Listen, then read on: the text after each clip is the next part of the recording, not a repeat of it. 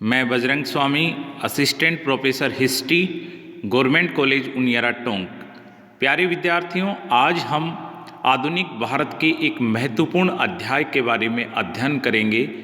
अध्याय है भारतीय देशी राज्यों के प्रति ब्रिटिश सर्वोच्चता की नीति का विकास। ब्रिटिश सरकार ने किस प्रकार भारतीय देशी रियासतों के ऊपर सर्वोच्चता स्थापित की, उसका विकास कौन सा होता है, विकास के विभिन्न चरण कौन से हैं और किस प्रकार की नीतियां उन्होंने अपनाई, इनके बारे में हम अध्ययन करेंगे। सबसे पहले तो मैं विद्यार्थियों ये बताना चाहूँगा, तत्कालीन समय में दो तरह का भारत था। एक भारत ब्रिटिश भारत, दूसरा भारत देशी रियासतों का भारत। ब्रिटिश भारत वह था जहाँ सीधा ईस्ट इंडिया कंपनी या ब्रिटिश क्राउन का अधिकार था, तथा दूसरा तरह का वह भारत था जहाँ देशी शासकों या नरेशों का शासन था। ऐसे क्षेत्रों को देशी रियासतें कहा जाता था। चूंकि ब्रिटिश भारत सीधे ब्रिटिश सरकार के नियंत्रण में था, लेकिन देशी रियासतें काफ़ी मायनों में स्वतंत्र थी।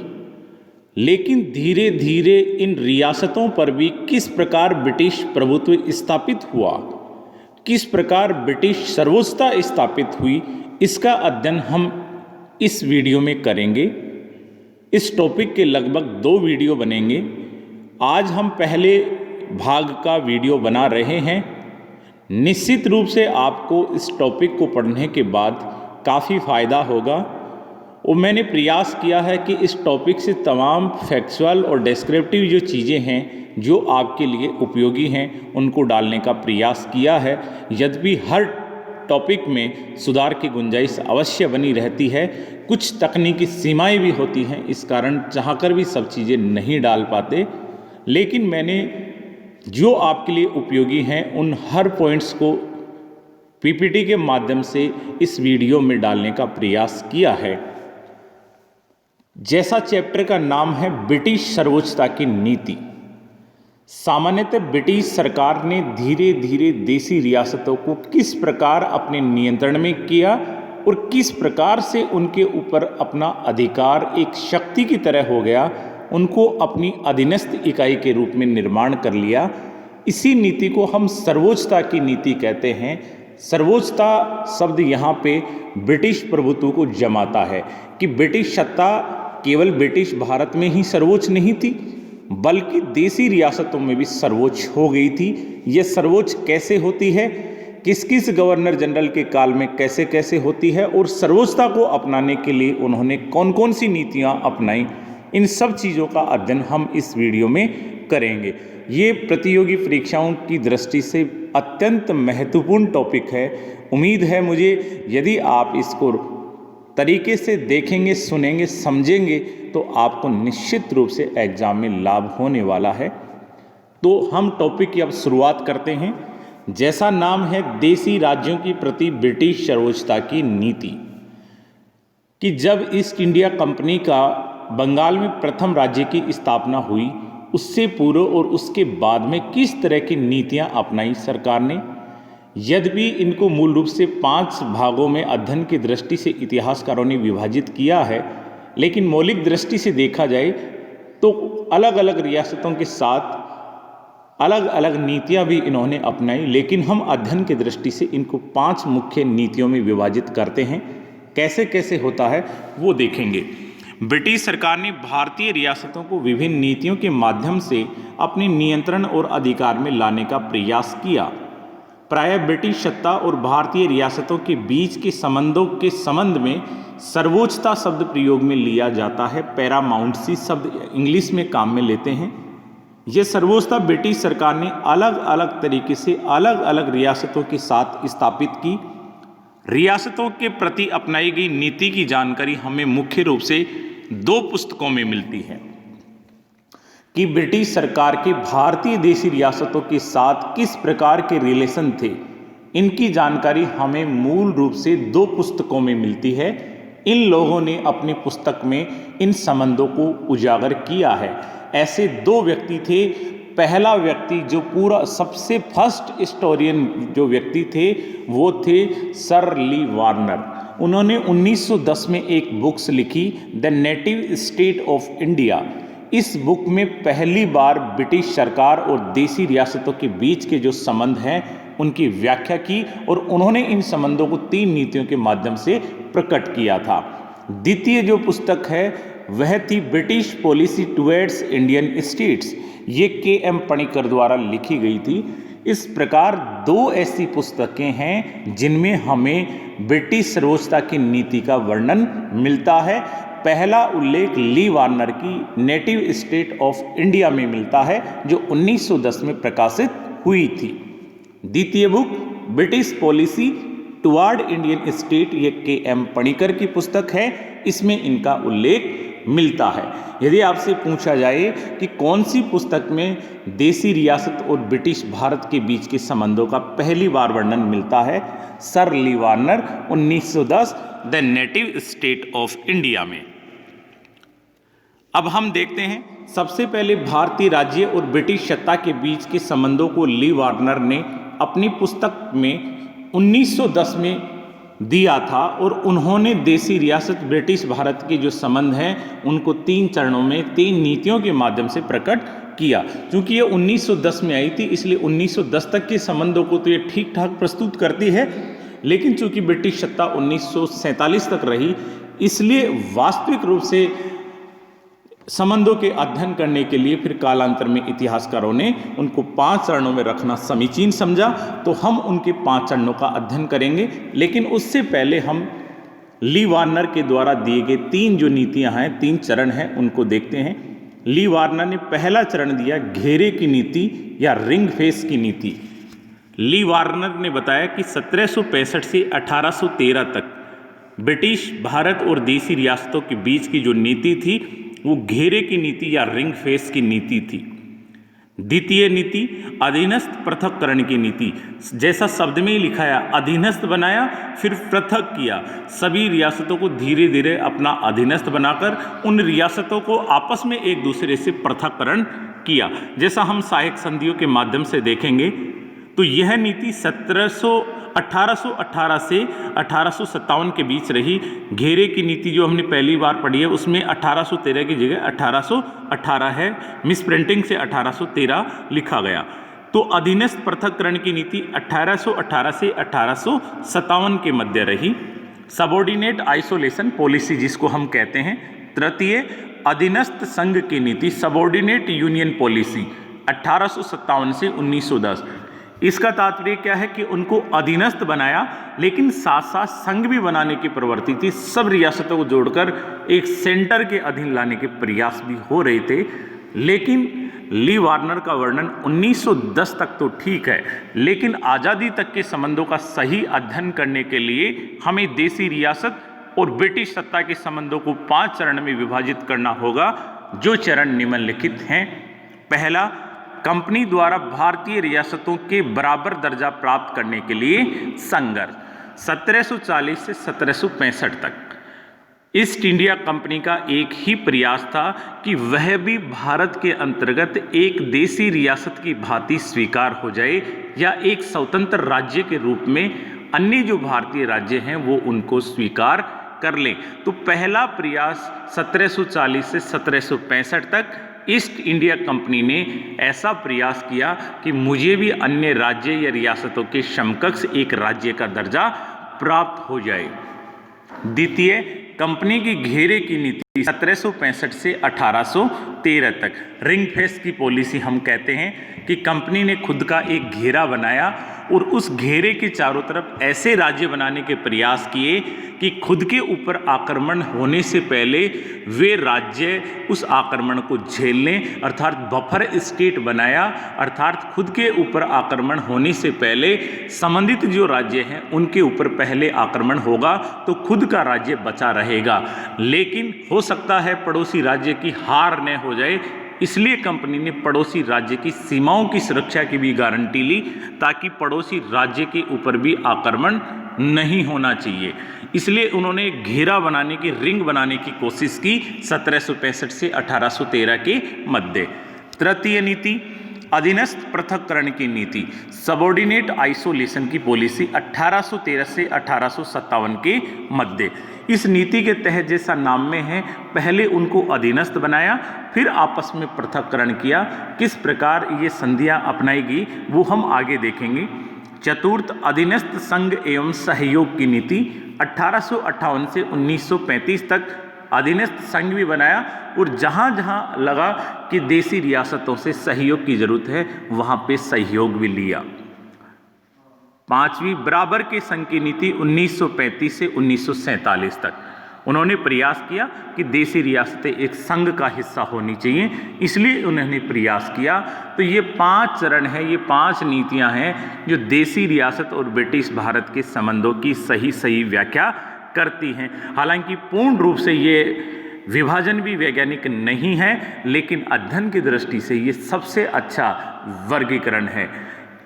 अब आगे हम देखते हैं कंपनी ने क्या किया कि जो तत्कालीन भारत की रियासतें आपस में लड़ती रहती थी, झगड़ती रहती थी, एक दूसरे के ऊपर आक्रमण करती थी, या उनकी जो आंतरिक दुर्बलताएं थी उनका फ़ायदा उठाकर अलग अलग समय कंपनी ने अलग अलग नीतियां अपनाकर इन रियासतों को अपने अधिकार में लिया।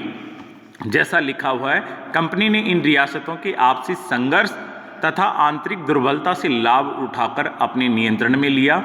यद्यपि कंपनी ने अलग अलग रियासतों के प्रति अलग अलग नीतियां अपनाई, कुछ को उसने प्रत्यक्ष रूप से अपने अधिकार में किया तो कुछ को अप्रत्यक्ष रूप से अपने अधिकार में लिया। अब हम इनके जो 5 चरण हैं, 5 जो नीतियां हैं, उनको अलग से अध्ययन करते हैं। सबसे पहली नीति थी ईस्ट इंडिया कंपनी का भारतीय रियासतों से समानता प्राप्त करने के लिए संघर्ष।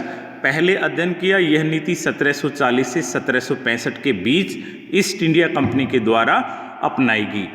जैसा हमें ज्ञात है कि ईस्ट इंडिया कंपनी का प्रारंभ में सबसे मुख्य ध्यान व्यापारिक दृष्टिकोण पे था, लेकिन धीरे धीरे दक्षिण भारत में यूरोपीय कंपनियों के बीच व्यापारिक प्रतिस्पर्धा के साथ साथ राजनीतिक और आर्थिक प्रभुत्व की भी इच्छाएं प्रबल हो रही थी। इस कारण दक्षिणी भारत यूरोपीय कंपनियों के लिए एक अखाड़ा बन रहा था, जिस अखाड़े में अपने राजनीतिक प्रभुत्व की लड़ाई हो रही थी। ऐसे समय में जब फ्रांसीसी कंपनी ने विभिन्न भारतीय देशी शासकों को सहयोग देना प्रारंभ किया तो ईस्ट इंडिया कंपनी के नज़रिए में भी बदलाव हुआ कि हमें भी भारतीय रियासतों के साथ सहयोग और समझौते करने चाहिए। इसलिए प्रारंभ में राजनीतिक हितों की पूर्ति के लिए इनके व्यापारिक हितों में संघर्ष होना शुरू होते हैं। तो प्रारंभ में कंपनी का मुख्य नजरिया व्यापारिक दृष्टिकोण से था, लेकिन विभिन्न यूरोपीय कंपनियों के बीच व्यापारिक प्रतिस्पर्धा को लेकर जब राजनीतिक हित उभर कर आए तो इस संघर्ष में ईस्ट इंडिया कंपनी ने भी भारत के विभिन्न क्षेत्रों पर स्वयं का राज्य स्थापित करने की नीति अपनाई और उसने प्रयास किया कि उसको भारत की अन्य रियासतों या सत्ताओं की तरह उनको भी एक अलग क्षेत्रीय शक्ति का दर्जा मिलना चाहिए। जैसा हम कर्नाटक युद्ध देखेंगे, 3 कर्नाटक युद्ध हुए और उसमें देखेंगे कि किस प्रकार कंपनी ने स्वयं को एक राजनीतिक शक्ति में बदलने के लिए किस प्रकार से युद्धों के अंदर स्वयं को झोंक दिया। हालांकि दक्षिण भारत में वे अपनी एक क्षेत्रीय शक्ति की स्थापना नहीं कर पाए, लेकिन अपनी एक राजनीतिक श्रेष्ठता या सैन्य श्रेष्ठता को उसने अवश्य सिद्ध किया कि अभी भी सैनिक दृष्टि से यूरोपीय कंपनियों में अंग्रेज सबसे श्रेष्ठ हैं और इस श्रेष्ठता का निर्धारण कालांतर में प्लासी और बक्सर के युद्ध में भी हो जाएगा। उससे यह भी सिद्ध हो जाएगा कि न केवल यूरोपीय कंपनियों में बल्कि पूरे भारत में सैनिक दृष्टि से सबसे सर्वश्रेष्ठ अभी भी अंग्रेज हैं। तो दक्षिण भारत में जैसा हमने देखा कि आंग्ल फ्रांसीसी जो वॉर थे उनको हमने कर्नाटक वार जिनको नाम दिया, डुप्ले ने सबसे पहले उस समय प्रयास किया जो भारतीय रियासत थी उनके आंतरिक मामलों में हस्तक्षेप करके उनमें एक राज्य को उसने सहयोग दिया, साथ ही उन राज्य की रक्षा के बदला का दायित्व भी स्वयं ने लिया। तो ऐसे प्रयास अंग्रेजों ने भी किए, जैसे अर्काट के घेरे में हम कर्नाटक युद्धों में देखते हैं। तो यह संघर्ष आंग्ल फ्रांसीसी प्रतिद्वंद्विता के रूप में जब प्रारंभ हुआ, जब डुप्ले ने भारतीय रियासतों के आंतरिक मामलों में हस्तक्षेप करने की नीति अपनाई। अपनी व्यापारिक हितों की रक्षा के लिए अंग्रेजों ने भी डुप्ले की नीति का अनुसरण किया और अपनी राजनीतिक सत्ता को सिद्ध करने के लिए अर्काट का घेरा डाला। कर्नाटक युद्ध में उन्होंने सहयोग भी किया और कर्नाटक युद्धों में अंततः वे विजित भी रहे, ऐसा हमने कर्नाटक युद्धों में देखा है।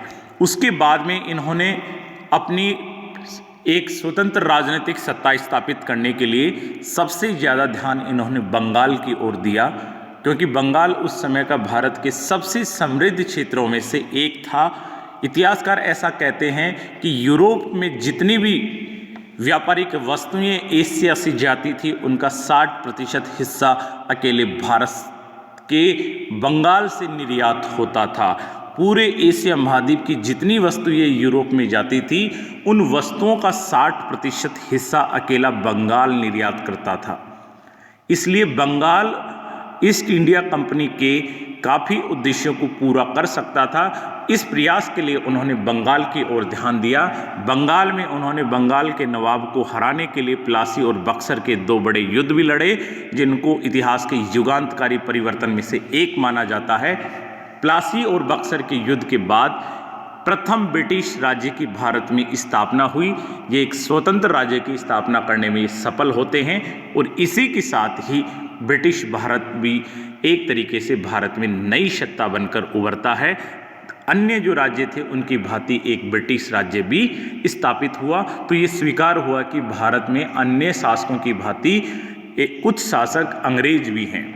1757 के बाद उन्होंने बंगाल के नवाबों को अपनी कठपुतली बनाया। 64 के बक्सर के युद्ध के बाद 65 में इलाहाबाद की प्रथम और द्वितीय संधि की और उन संधियों के बाद इनको बंगाल, बिहार और उड़ीसा के दीवानी अधिकार प्राप्त हो जाते हैं। दीवानी अधिकार जैसे ही प्राप्त हुए तो इनकी आर्थिक समस्याएं दूर होने लग गई, इसलिए कंपनी के पास तमाम जो रेवेन्यू वसूल करने के अधिकार प्राप्त हो जाते हैं। और रेवेन्यू प्राप्त करने के जैसे ही अधिकार प्राप्त हुए तो भारत में चूंकि अन्य क्षेत्र के शासक और सूबेदार थे उनके पास भी ऐसे ही अधिकार थे। इस प्रकार अन्य भारतीय रियासतों के सम्मान इनको भी एक समानता का स्तर प्राप्त हुआ। तो ये नीति हमने देखी है 1740 से 1765 के बीच समानता के लिए इन्होंने संघर्ष किया। द्वितीय नीति है मध्य राज्य अथवा घेरे की नीति, जिसको हम बफर स्टेट पॉलिसी कहते हैं या रिंग फेंस की पॉलिसी कहते हैं। 1765 से 1813 के बीच रिंग फेंस की नीति जारी रही। इस नीति के प्रतिपादक वॉरेन हेस्टिंग थे, जो 1772 में बंगाल के गवर्नर जनरल बनकर आए और 1784 तक ये बंगाल के गवर्नर के पद पे रहे। तो किस प्रकार से ये नीति अपनाई? बफर स्टेट या रिंग फेंस की, चूंकि 1764 के बक्सर के युद्ध के पश्चात तथा इलाहाबाद की प्रथम और द्वितीय संधियों के बाद भारत में स्वतंत्र ब्रिटिश राज्य की स्थापना हो गई थी। अब प्रयास ये था, इसी समय यदि हम भारत की राजनीतिक स्थितियां देखें तो अफगानों के आक्रमण का भी अंदेशा बना हुआ था, साथ ही उस राज्य के ऊपर मराठा आक्रमण का भी भय बना हुआ था। यहाँ तक कि कुछ क्षेत्र जो उड़ीसा जैसे क्षेत्र थे उन पे मराठों ने अधिकार भी कर लिया था। तो वॉरेन हेस्टिंग ये सोचने के लिए मजबूर हुआ कि कैसे उनके द्वारा विजित किए गए क्षेत्रों की सुरक्षा की जाए। इसलिए उन्होंने बंगाल के चारों ओर के जो राज्य थे उनको सहयोग देना प्रारंभ किया, साथ ही उनकी सीमाओं की सुरक्षा की गारंटी भी ली, ताकि बंगाल के ऊपर आने वाले अवरोध को बंगाल के बाहर स्थित राज्यों के माध्यम से टाला जा सके। अर्थात जैसे बीच में एक राज्य था, चारों तरफ के जो राज्य थे उनको सहयोग दिया, ताकि यदि उनकी सीमाएं मजबूत रहेंगी तो बीच के अंतर्गत जो अंग्रेजी राज्य है वो भी सुरक्षित बना रहेगा। तो एक घेरा बनाया खुद के राज्य के चारों तरफ और उस घेरे के चारों तरफ के जो राज्य थे उनको सहयोग दिया, उनकी सीमाओं की सुरक्षा की गारंटी भी ली। जैसे अफगानों के आक्रमण से बचने के लिए अवध की सुरक्षा की गारंटी इन्होंने ली थी। इसलिए बफर स्टेट का कॉन्सेप्ट वॉरेन हेस्टिंग लेकर आया। तो जैसा इसमें लिखा हुआ है, यह नीति सर्वप्रथम वॉरेन हेस्टिंग ने अपनाई थी। वॉरेन हेस्टिंग इस नीति के तहत कंपनी के राज्य के चारों ओर बफर स्टेट बनाना चाहता था। इस नीति के माध्यम से वॉरेन हेस्टिंग कंपनी के पड़ोसी राज्य की सीमाओं की सुरक्षा करना चाहता था। ताकि स्वयं के राज्य पर उत्पन्न खतरे को टाला जा सके। पड़ोसी राज्य की सीमाओं की सुरक्षा का दायित्व ईस्ट इंडिया कंपनी ने लिया, लेकिन उनके आंतरिक मामलों में हस्तक्षेप नहीं किया, क्योंकि अभी भी ब्रिटिश राज्य ज़्यादा मजबूत नहीं हुआ था। सैनिक दृष्टि से वे श्रेष्ठ यद्यपि बक्सर के युद्ध में सिद्ध हो गए थे, लेकिन अभी भी उनका सामना मैसूर और मराठा जैसे मजबूत क्षेत्रीय शक्तियों से नहीं हुआ था। इसलिए अभी भी सैनिक दृष्टि से उनको ये लगता था कि कहीं क्षेत्रीय शक्तियों से हम हार नहीं जाएं, इसलिए वे बफर स्टेट वाली रियासतों के आंतरिक मामलों में हस्तक्षेप नहीं करना चाह रहे थे, क्योंकि उनको ये अंदेशा था कहीं बफर स्टेट वाली रियासतें मराठों के साथ मिलकर बंगाल पे आक्रमण न कर दे। इसलिए उन रियासतों की सुरक्षा की गारंटी अवश्य ली, लेकिन उनके आंतरिक मामलों में हस्तक्षेप नहीं किया। ऐसा कंपनी ने क्यों किया? क्योंकि इस समय कंपनी को खतरा मुख्य रूप से अहमद शाह अब्दाली के आक्रमण और मराठों की चौथ वसूली से हो रहा था। अतः अब्दाली से सुरक्षा के लिए उन्होंने अवध के साथ संधि की, ताकि अब्दाली का आक्रमण यदि बंगाल पे हो तो पहले अवध के माध्यम से उसको टाला जा सके। इसलिए बफर स्टेट के रूप में उन्होंने किया। इसी प्रकार हम देखें वारेन हेस्टिंग की पॉलिसी, हम देखें कंपनी की इस नीति की जलल वारेन हेस्टिंग के मैसूर और मराठों के साथ युद्ध से मिली, जब उसने अपने राज्य के चारों ओर बफर स्टेट बनाने के उन्होंने प्रयास किए। अब देखते हैं रिंग फेंस पॉलिसी का जो सबसे बड़ा विस्तार देखने को मिलता है, जो वास्तविक रूप मिलता है, किस प्रकार से दिखता है, तो वो सहायक संधियों में देखने को मिलता है। वेलेस्ली की सहायक संधि की नीति पॉलिसी ऑफ सब्सिडरी अलायंस घेरे की नीति का ही विस्तार था, पॉलिसी ऑफ रिंग फेंस की नीति का ही विस्तार था, जिसका उद्देश्य भारतीय रियासतों को अपनी रक्षा के लिए कंपनी पर निर्भर रहने के लिए बाध्य करना था। और सहायक संधि का हमने कुछ दिनों पहले जो वीडियो अपलोड किया था, उनको यदि आप देखेंगे तो आपको यह पता चलेगा कि किस प्रकार कंपनी ने रियासतों की या भारतीय राज्य की स्वतंत्रता और संप्रभुता को ख़त्म कर दिया था। उन्हीं के पैसे से, उन्हीं के द्वारा रक्षा के लिए बनाई गई सेना के माध्यम से किस प्रकार वे मकड़ी के जाल में फंस गए, ये हमने पिछले वीडियो में सहायक संधि वाले टॉपिक में देखा था। सहायक संधि के माध्यम से जैसे उन्होंने काफ़ी राज्यों को अपने अधिकार में ले लिया। जैसे सहायक संधि में सबसे पहले जो राज्य आया वो था हैदराबाद 1798, मैसूर 1799, तंजौर 1799, अवध 1801, बसीन की संधि 1802 जो पेशवा बाजीराव द्वितीय के साथ हुई। उसके बाद मराठे भी एक तरीके से अंग्रेजों के अधिकार में हो गए। तो सहायक संधि के माध्यम से इन 5 बड़े क्षेत्रों को अंग्रेजों ने अपने अधिकार में कर लिया। साथ ही इन राज्यों को इनकी सुरक्षा के लिए अंग्रेजों पे आश्रित कर दिया। साथ ही इन संधियों के माध्यम से ये प्रयास किया कि ये जो राज्य हैं वो अंग्रेजों के स्वामी भक्त भी बने रहें, इसलिए वहाँ का प्रशासन वहाँ के शासकों को दे दिया, लेकिन सुरक्षा का दायित्व और उनके विदेश नीति से संबंधित जो अधिकार हैं वो अंग्रेजों के पास आ जाते हैं। इस कारण वे राज्य अंग्रेजों के सहयोगी भी बने रहे और अंग्रेजों ने उनको कमज़ोर भी बना दिया। एग्जाम में काफ़ी बार पूछा जाता है, सहायक संधि के तहत आने वाले जो राज्य हैं उनके क्रम को जमाइए, सेट कीजिए। सबसे पहले हैदराबाद, मैसूर, तंजौर, अवध और बसीन का राज्य मतलब मराठों का राज्य। तो इन संधियों के माध्यम से इन विशाल रियासतों को वेलेस्ली ने अंग्रेजी प्रभुत्व के नियंत्रण में ला दिया, जैसा जॉर्ज बार्लो ने 1803 में कहा था। इससे उनके वक्तव्य से ये पता लगता है कि वे भारतीय राज्यों के प्रति क्या नज़रिया रखते हैं। 1803 में उन्होंने कहा, कोई भी भारतीय रियासत ऐसी नहीं रहनी चाहिए जो अंग्रेजी शक्ति पर निर्भर नहीं हो। तो 1803 में भी उनका जो परसेप्शन है रिगार्डिंग भारत के जो छोटे राज्य हैं, बड़े राज्य हैं, उनके प्रति, तो ये लगता है कि वो कहीं ना कहीं अपनी सर्वोच्चता स्थापित करने की मनस्थिति 1803 के आसपास भी रखते थे। इसी प्रकार लॉर्ड सेलिसबरी ने कहा है रिंग फेंस की नीति के बारे में, यह नीति पृथ्वी को मंगल ग्रह के आक्रमण से बचाने के लिए चंद्रमा की सुरक्षा की भांति है, ऐसा लॉर्ड सेलिसबरी ने कहा है। इस नीति का कंपनी को क्या लाभ रहा? इस नीति का कंपनी को लाभ रहा, कंपनी का प्रयत्न यही रहा कि वह अपने राज्य के सुरक्षित घेरे तक सीमित रहे, खुद तो उस घेरे के बाहर नहीं निकली, क्योंकि कंपनी इस समय तक सैनिक दृष्टि से उतनी शक्तिशाली नहीं थी जितने मराठे और मैसूर थे। इस दृष्टि से, सैनिक दृष्टि से अधिक शक्तिशाली नहीं थी और देशी राज्यों में आपसी संघर्ष चल रहे थे। अतः कंपनी उस हालत में नहीं थी कि वह राज्य के आंतरिक मामलों में हस्तक्षेप करके वहाँ शांति स्थापित कर सके। इस समय कंपनी ने जो भी संधि की वह समानता और पारस्परिकता के सिद्धांतों के ऊपर आधारित होती थी। हमने देखा जैसा सहायक संधि इन्होंने अपनाई कि सहायक संधियों के माध्यम से प्रारंभ में इन्होंने किसी भी राज्य के आंतरिक मामलों में हस्तक्षेप नहीं किया, यद्यपि वहाँ ब्रिटिश रेजिमेंट एक सेना के साथ उस राज्य की सुरक्षा के लिए अवश्य रहता था, लेकिन प्रारंभ में वो हस्तक्षेप आंतरिक मामलों में नहीं करता था। लेकिन उनके विदेश नीति के जैसे जो अधिकार थे वो छीन लिए। इस कारण जो भारतीय राज्य थे वे आपस में एक दूसरे से संधि समझौते, युद्ध भी अंग्रेजों की अनुमति के बिना नहीं कर पाते थे। जबकि आंतरिक मामलों में उत्तराधिकार है, रेवेन्यू है, एडमिनिस्ट्रेशन है, इनके मामलों में उनको अभी भी स्वतंत्रता बनी रही। लेकिन राज्य की सुरक्षा के लिए जब अंग्रेजी सेना उपस्थित हो गई तो राज्यों ने अपनी सेनाओं को रखना धीरे धीरे कम कर दिया। इस कारण राज्य सैनिक दृष्टि से पंगु बन गए।